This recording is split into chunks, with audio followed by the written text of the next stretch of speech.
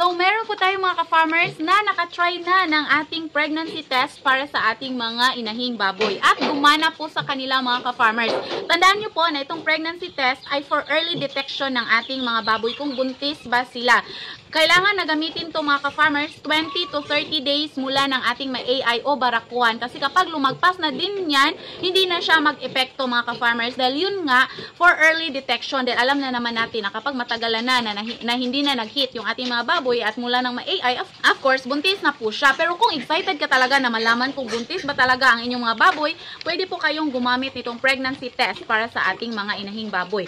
Ang paggamit nito mga ka-farmers ay kumuha kayo ng ihi ng inahin, ilagay nyo po sa cup, at kukunin nyo po ang nasa loob nito mga ka-farmers, yung cassette. At kumuha kayo ng 2 to 3 drops na ihi ng inahin mga ka-farmers at ilagay nyo po sa portion na may lalagyan ng ihi. So almost the same lang po ito sa pregnancy test ng tao na ihi din. At mag-wait po kayo na ilang minutes at makikita nyo na po ang resulta. So after nyo po maglagay ng 2 to 3 drops na ihi ng inahin dito sa cassette mga ka-farmers, malalaman nyo po after ilang minutes ang resulta kung positive ba or negative.